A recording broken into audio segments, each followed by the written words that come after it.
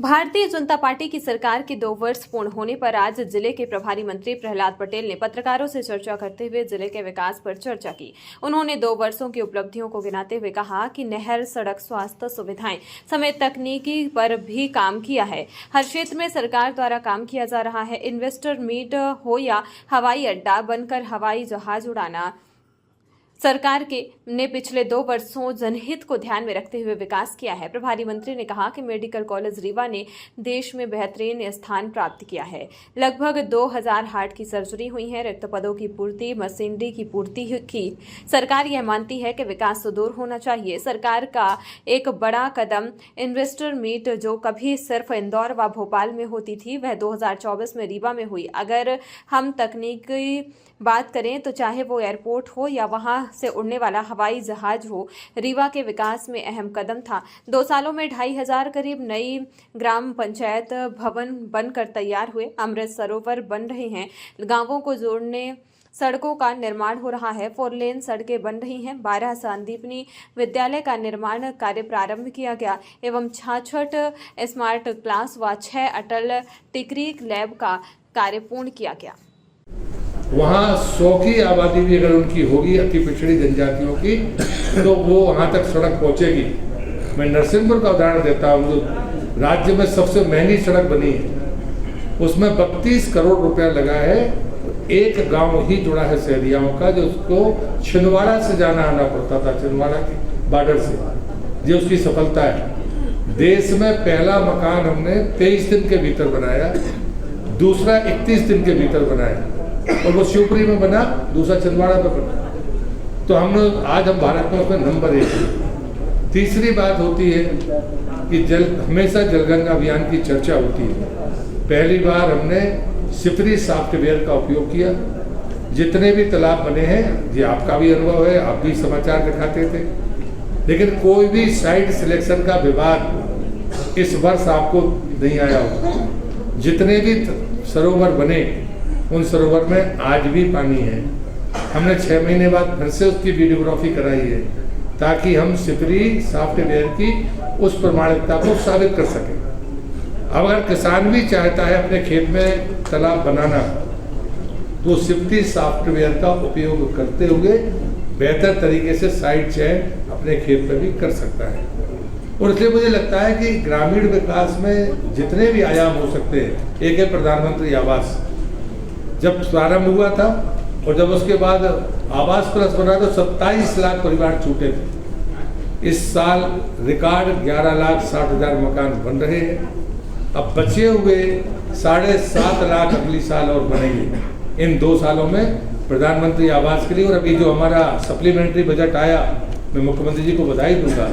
उनका focus area देखिए कि 17,000 का सप्लीमेंट्री बजट है, जिसमें 4200 करोड़ प्रधानमंत्री आवास के लिए, हमारी जो मैचिंग ग्रांट है उसके लिए, ताकि वो 11,60,000 मकान पूरे हो सके।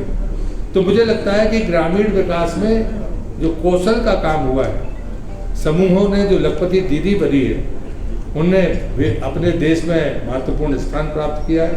और प्रधानमंत्री की भावनाओं के अनुरूप यदि हमारी अर्थव्यवस्था अगले पायदान पर जाएगी, तो उसमें समूहों का योगदान होगा। ये महत्वपूर्ण बात है। और उसमें रीवा संभाग ने, रीवा जिले ने अपनी महती आवश्यकता, महती उपलब्धि की है। वो आंकड़े आप तक मैंने पहुंचाए हैं। तो इसलिए मैं आज इतना ही कहूँगा कि जो रीवा ने इन 2 वर्षों में मुकाम हासिल किए, उसमें हमारा बाईपास है जो तेजी के साथ जिसका निर्माण हो रहा है, बाकी चीज़ें जो बीच में नहरें जिस गति से नहीं बने, जिनकी अधिग्रहण का समस्या थी, उसके समाधान हुए। तो मुझे लगता है कि 2 वर्ष रीवा के लिए महत्वपूर्ण है, राज्य के लिए महत्वपूर्ण है। इसलिए मैं फिर से पार्टी की तरफ से, मेरे सभी जनप्रतिनिधियों की तरफ से आदरणीय मुख्यमंत्री मोहन यादव जी को बधाई देता हूँ कि उनका ये 2 वर्ष सक्रियता का वर्ष। हमने अपने विकास के सारे पैमाने जस के तस रखे। हमारी कृषि की जो ग्रोथ है वो स्थिर है, उतनी ही है। और साथ में हमने प्रोसेसिंग का काम शुरू किया है। इसलिए जब तक प्रोसेसिंग नहीं करेंगे, तो अधिक अन्न का उत्पादन निश्चित रूप से किसी राज्य के लिए भार के तौर पर होता है। मेडिकल कॉलेज रीवा ने देश में बेहतरीन स्थान प्राप्त किया है। अभी तक लगभग 2000 के आसपास हार्ट की सर्जरी वहाँ पर हुई है। जितने पदों की जरूरत थी कैबिनेट ने मुक्त हस्त से उन नियुक्तियों को अपनी सहमति दी। जो डिपार्टमेंट से जो मशीनों की जरूरत थी उनकी पूर्ति की, क्योंकि सरकार ये मानती है कि विकास सब दूर होना चाहिए। और उसमें सबसे बड़ा जो मील का पत्थर है, अगर उससे एक कदम हम आगे बढ़ाते हैं तो वो है हमारी इन्वेस्टर्स मीट, जो कभी सिर्फ इंदौर में या अधिकतम कभी भोपाल में होती थी।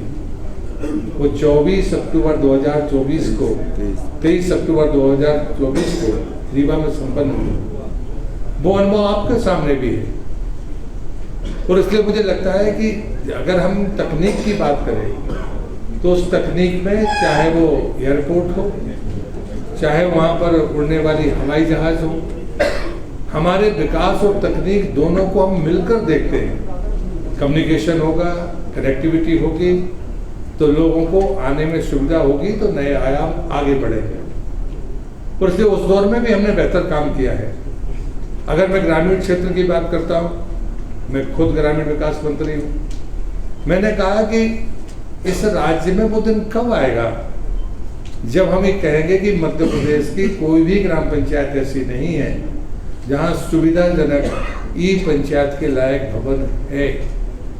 और मैं दावे से कहता हूँ कि इन 2 वर्षों में अभी तक हमने 1400 नई पंचायत थी उनको बिना मांगे दिया, जो पुरानी पंचायतें थी 1000 उनको दिया, लगभग 2500 के आसपास। और मुझे गर्व है कि श्रद्धेय अटल बिहारी वाजपेयी, जिनको हम सुशासन पुरुष मानते हैं, उनके नाम पर प्रधानमंत्री जी ने 2 बार इस ग्रामीण सेवा सदन, ग्राम सेवा, अटल ग्राम सेवा सदन के नाम से जो पंचायत भवन बन रहे हैं, दोनों की पहली किस्त प्रधानमंत्री ने डाली। और आज वो बनकर पहली वाले तैयार हो गए, दूसरों का निर्माण जारी है।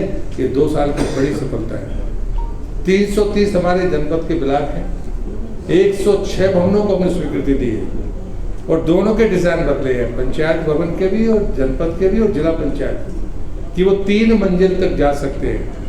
पहले हमारा कोई भी ग्रामीण भवन 2 मंजिला नहीं हो सकता था, वो हमने काम किया है। 4 जिले बने थे और एक दतिया जो पुराना जिला था, वहाँ जिला पंचायत के भवन नहीं थे, वो भी हमने उनको देने का काम किया।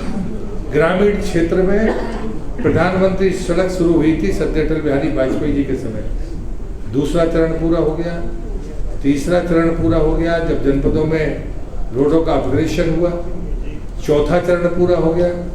अब 5वां चरण है जहां 500 की आबादी के गांव जोड़ना शुरू हो गए, उसकी टेंडर प्रक्रिया हो गई। ये 2 साल इस नाते महत्वपूर्ण है कि 500 की आबादी के भी गांव जुड़ेंगे। लेकिन यदि नक्सलवादी क्षेत्र है, अति पिछड़ी जनजाति जिसमें बैगा, भारिया, सहरिया है, तो जनमन प्रधानमंत्री जनमन आवास योजना, प्रधानमंत्री जनमन सड़क योजना, आवास योजना में यहाँ हम 1.5 लाख देते हैं, लेकिन उन आदिवासी भाइयों बहनों को हम 2 लाख रुपए आवास के लिए देते हैं।